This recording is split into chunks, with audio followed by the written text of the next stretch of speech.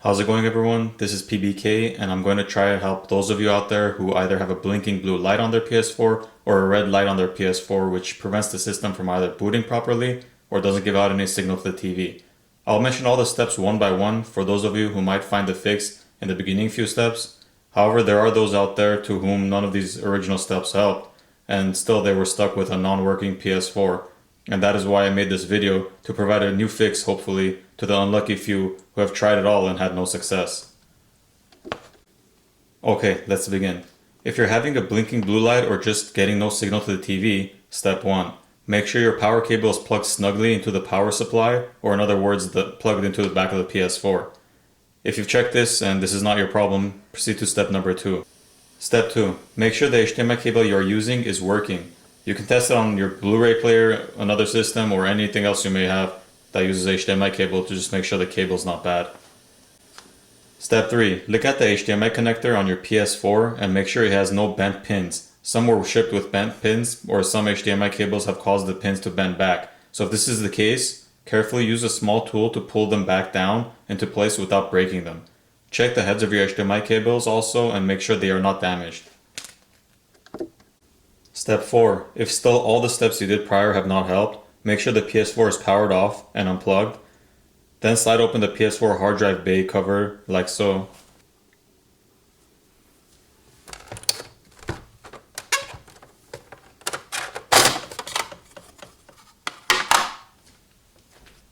And unscrew the screw locking the hard drive caddy down, which is over here.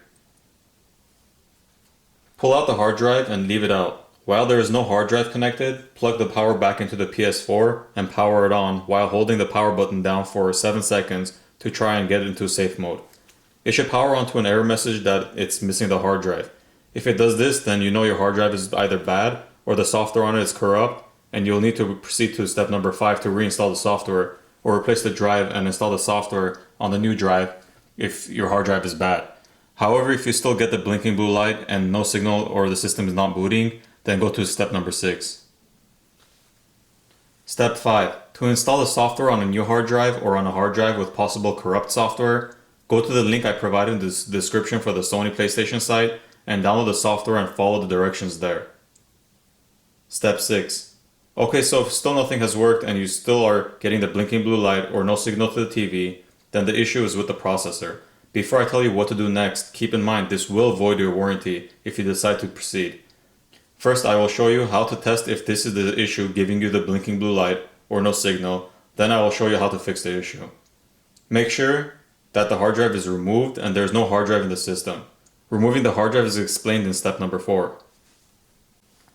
Put your palm or fist, whichever you want, on the top right middle corner of the PS4. This would be the side opposite to where the Blu-ray or the hard drive are, and press firmly down.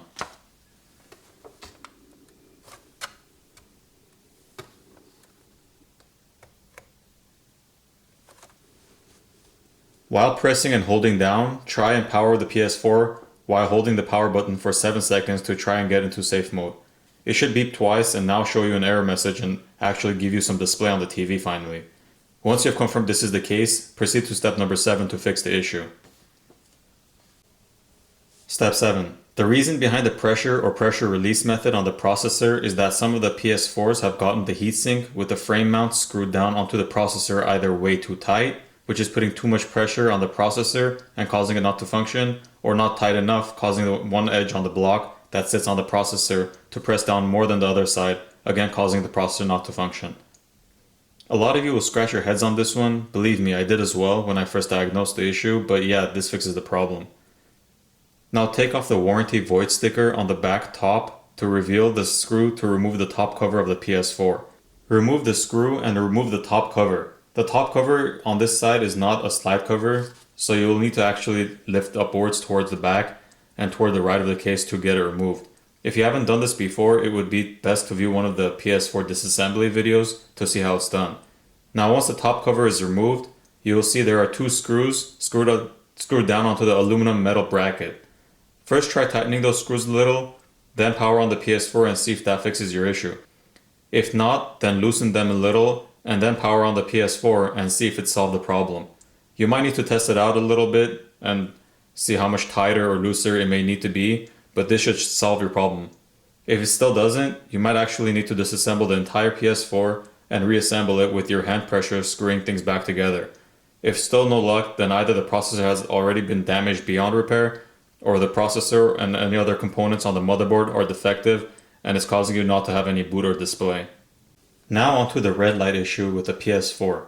If you're having the red light issue and the PS4 powers on and shuts off in a few seconds and beeps, then it means the processor is overheating.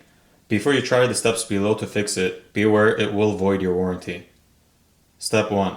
Make sure when you power on the PS4, the fan is working. Hold your hand in the back and see if it's blowing air out. If not, then you might have a faulty fan and it would need to be replaced. If your fan is working fine, proceed to step number 2. Step 2. Disassemble your PS4.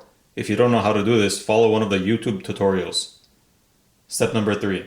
For some reason, they decided they had to apply too much thermal paste on the processor, so it caused it to ooze out onto the sides and possibly onto the small chips or resistors on the sides of the processor. Or it's just too much thermal paste causing the bottom of the heatsink block not to have good contact with the processor. Clean off the old thermal paste, and if it has gotten onto any of the chips on the sides, use a brush or a toothbrush to clean it off. Reapply the new thermal paste, but only apply a generous amount, say a small bump on top of the middle area of the processor. Once you put the heatsink and the PS4 back together, it will press down on the center of the processor, which will cause it to spread the thermal paste evenly across the processor. Now once you have put the PS4 back together, try powering it on and see if your problem is fixed. If not, then your processor might have already overheated beyond the point of repair. Alright guys, thanks for watching. Hope this helped many of you out there. If you have any questions, please comment below and I'll reply to them ASAP. And please subscribe for future videos.